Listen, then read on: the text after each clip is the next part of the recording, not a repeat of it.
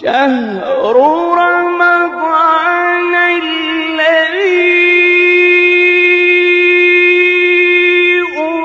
أنزل فيه القرآن هدى للناس وبينات من الهدى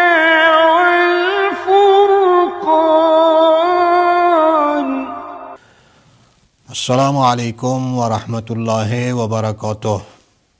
در ماه مبارک رمضان بر هر زن و مرد، کسانی که توانایی روزه گرفتن ماه مبارک رمضان را دارند و یا توانایی ندارند، این است که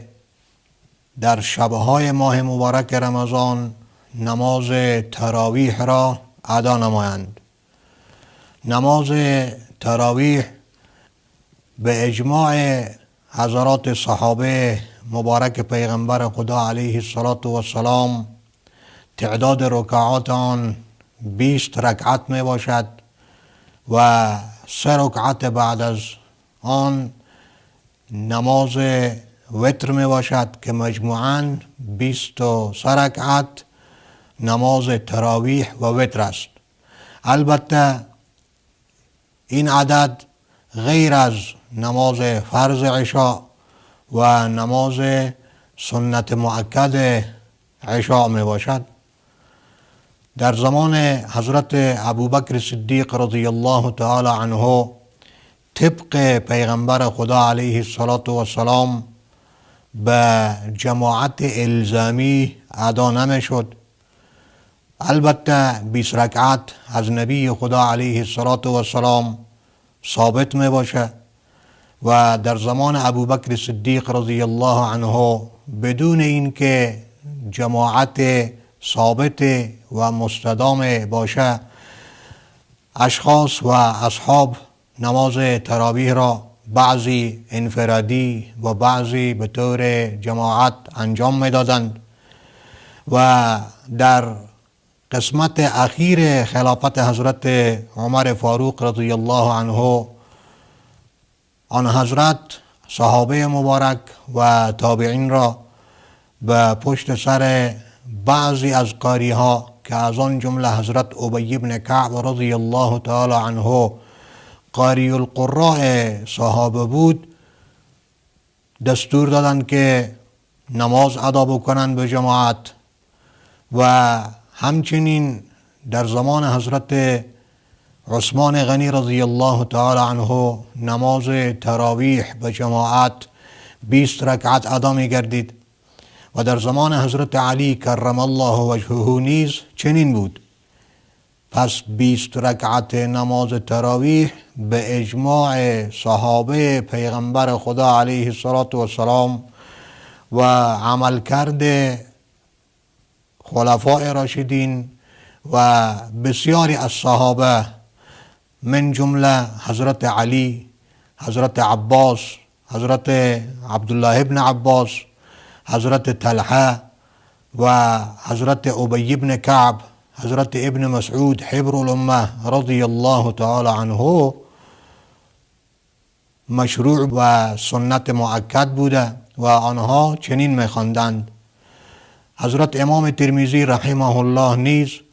در جامع ترمذی و سنن ترمذی می‌فرماید که عملکرد سلف صالحین و خلف یعنی متأخرین امت اسلامی، یعنی عملکرد همگی امت مسلمه خواندن 20 رکعت بوده. هیچ یک از ائمه دین رحمهم الله قائل به کمتر از 20 رکعت در نماز تراویح نمی باشند، بلکه به نقل قول از حضرت امام شافعی رحمه الله می فرماید که ما در شهر خود مکه مکرمه چنین سراغ کردیم که نماز تراویح 20 رکعت خوانده می شد. جناب حضرت سفیان ثوری و عبدالله ابن المبارک و افراد بالاتر از ایشان جناب حضرت امام اعظم رحمه الله امام مالک و امام احمد حنبل و امام شافعی، یعنی ائمه مجتهدین دین، همگی قائلند به این که کمتر از 20 رکعت نماز تراویح خوانده نمیشه، بلکه تعداد آن در 20 رکعت مشخص و معینه. حتی امام مالک رحمه الله، یعنی اهل مدینه منوره،